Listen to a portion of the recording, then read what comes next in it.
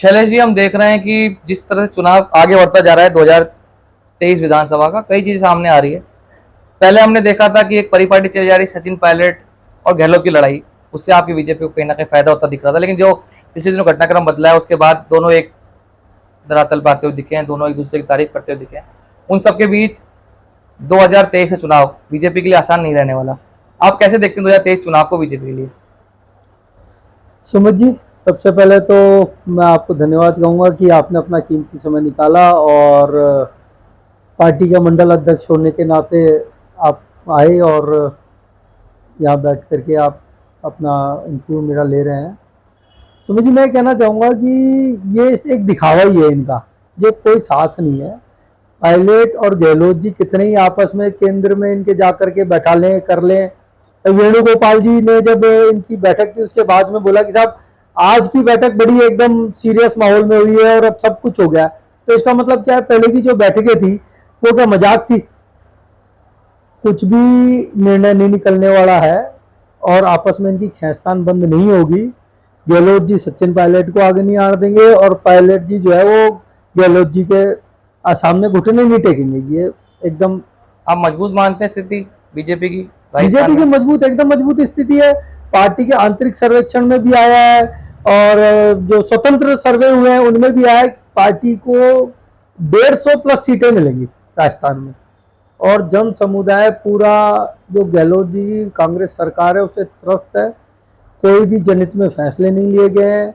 इनका जो घोषणा पत्र था उससे अगर आप वादे मिला लें तो एक भी इन्होंने पूर्ण नहीं किए हैं। 4.5 साल तक कुछ नहीं किया। अब 6 महीने बचे हैं तो पिटारा खोल दिया है इन्होंने रेवड़ियों का। और वो रेवड़ी भी ऐसी है कि जो कि ये मान के चले कि नीम के पत्ते के समान खारी है। मतलब महंगाई राहत कैम्प को आप रेवड़ी मान रहे हैं और समझ रहे हैं कि इस जनता को फायदा नहीं हुआ। महंगाई राहत कैम्प में जो 10 योजनाएं चलाई गई थी, बिजली की थी, पेंशन कल ट्रांसफर करी गई अकाउंट में, अन्य और योजनाएं भी थी जो थी, आप मानते हैं वो धरातल पर नहीं उतर पाई? ऐसा है कि जब तक आप बेरोजगारों को रोजगार नहीं दे पाएंगे, जब तक रोजगार का सृजन नहीं होगा, जब तक इंडस्ट्रिया नहीं आएगी, लोगों को काम नहीं मिलेगा, लोग त्रस्त रहेंगे। जो भी एग्जाम होते हैं उनके पेपर आउट हो जाते हैं और उसके अंदर संलिप्तता पकड़ी जाती है बड़े बड़े इनके मंत्रियों की, अफसरों की, और कोई कार्रवाई नहीं होती है। मंत्री खुद दूसरे मंत्री पे आरोप लगा रहे भ्रष्टाचार का। और ये जब तक स्थितियां नहीं सुधरेगी, जब तक ये महंगाई राहत शिविर जो है सिर्फ एक नाम मात्र के रह जाएंगे। 2023 चुनाव में आपकी विधानसभा को आप कैसे देखते हैं? ये बहुत विधानसभा है जो एक तरह से एक बार ही हारे हैं, बाकी अजय ही रही है। 7 बार विधायक, लोकप्रिय विधायक आप बताते हैं कालीचरण सराफ जी को। लगता है इस बार परिवर्तन विधानसभा मांग रही है, या लग रहा है कोई नया चेहरा इस बार इस विधानसभा में आएगा? और क्या परिपाटी रहने वाली इस विधानसभा की? देखिए, मालवीय नगर विधानसभा ही नहीं, पूरा जो जयपुर जिला है ये भारतीय जनता पार्टी का गढ़ है। और पार्टी के अंदर भी संगठन स्तर पे भी आप देख रहे होंगे अभी बदलाव जो हुए हैं।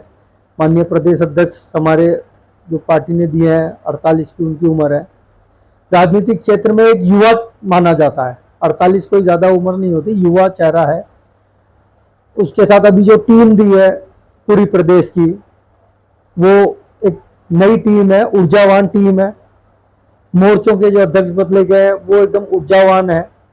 तो देखिए, कहीं ना कहीं पार्टी ने संकेत दिया है संगठन के माध्यम से कि आने वाले विधानसभा चुनाव में युवाओं को तरजीह दी जाएगी।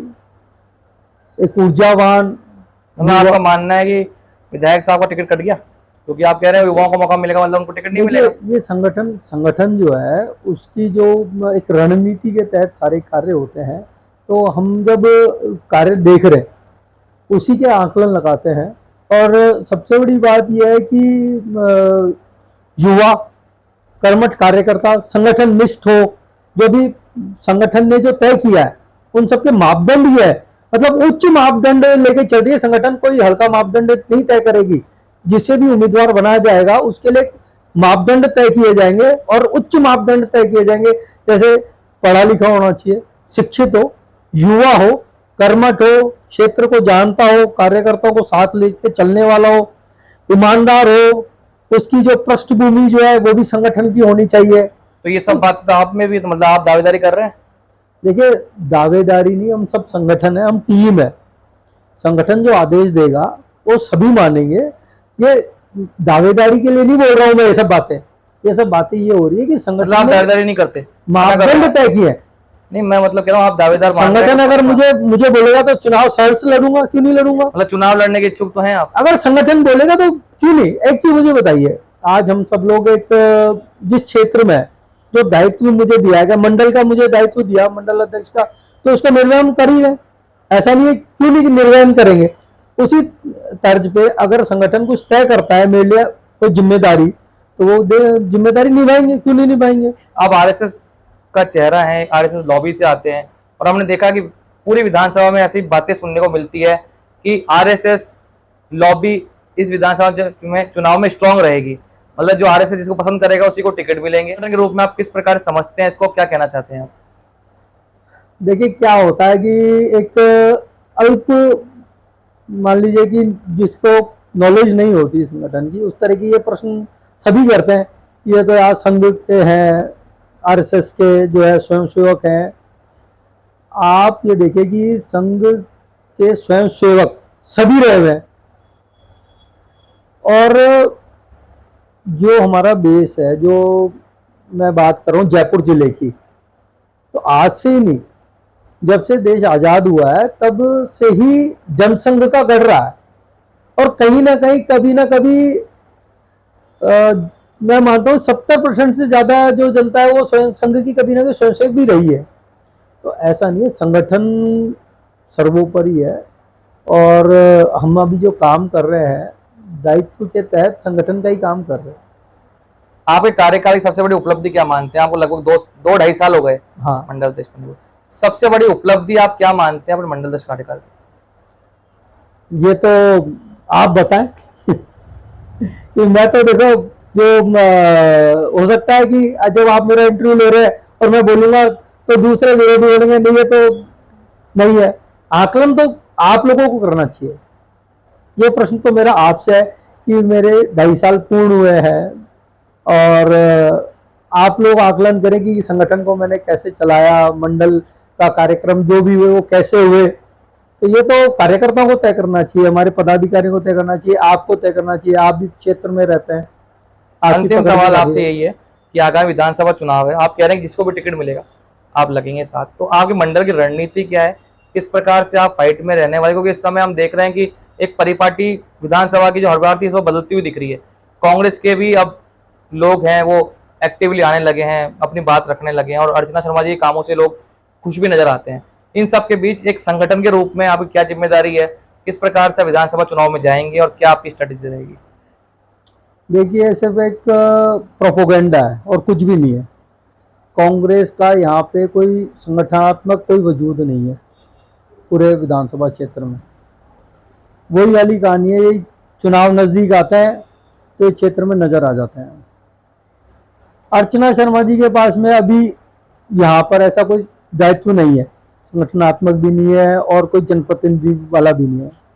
अब क्योंकि इनकी सरकार है तो क्षेत्र में आती है, विधायक कोष से कोई काम हो रहा है उसका भी वो उद्घाटन बोलती है साहब मैं कर रही हूँ, मैंने बनवाई है। भाई आप कैसे बनवा सकते हैं? विधायक कोष से स्वीकृति हुई है, विधायक कोष से पैसा आया है, और यही वार्ड स्तर पे भी चल रहा है। पार्षदों का जो बजट है उससे कार्य होना है, उसी से कार्य हो रहा है, लेकिन वो आ जाते हैं साहब ये तो हमने बनवाई है। अरे आपने क्या बनवाई है? ये कार्य तो पूरा प्रदेश का जो भी कार्य हो रहा है, जो भी डेवलपमेंट के काम होते हैं, जनता का पैसा है, और जनता का पैसा के माध्यम ये है पार्षद और विधायक। इसमें श्रेय लेने की होड़ कौन सी है? और